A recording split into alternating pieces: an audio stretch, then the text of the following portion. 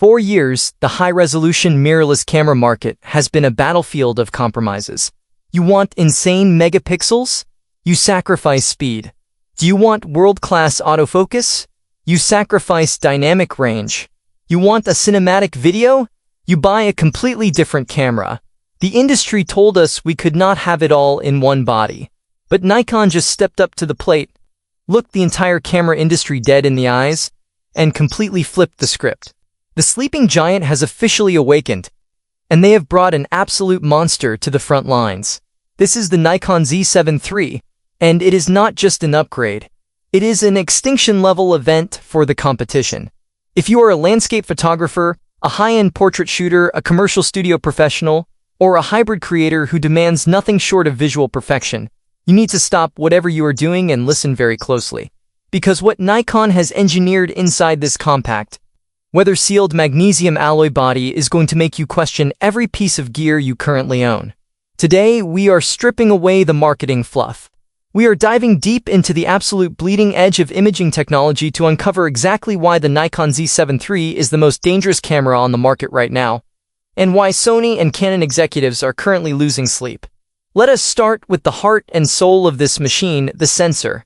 For a long time, the Z7 series has been known for incredible image quality. But Nikon was not content with just being incredible. They wanted to be untouchable. The sensor inside the Z7 III is a masterclass in light gathering and resolution. We are talking about a completely redesigned, ultra-high-resolution backside illuminated stacked CMOS sensor. When you take a photograph with this camera, you are not just capturing an image. You are freezing reality with a level of terrifying precision. The amount of detail this sensor resolves is almost microscopic.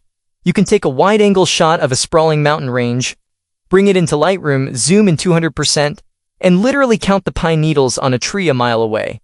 The files this camera produces are so rich, so incredibly dense with data, that you have the ultimate freedom to crop aggressively without ever losing that medium format level of sharpness. But massive megapixels usually come with a devastating penalty in low light. Not here. Nikon has engineered the sensor with a dual-gain architecture that absolutely defies the laws of physics. The base ISO of 64 is back, and it is cleaner than ever. If you have never shot on a Nikon camera with native ISO 64, you have never experienced true dynamic range. It allows you to shoot directly into the blinding afternoon sun. Deliberately underexpose the image to save your highlights, and then push those shadows 5 or 6 stops in post-production without introducing a single grain of color noise or banding. It is practically cheating. And when the sun goes down, and you are forced to crank your ISO to 3200, 6400, or even 12800, the noise floor remains shockingly fine and organic. You are getting the absolute best of both worlds. Extreme resolution for the studio, and unbelievable low-light performance for the wedding photographer shooting in a dimly lit,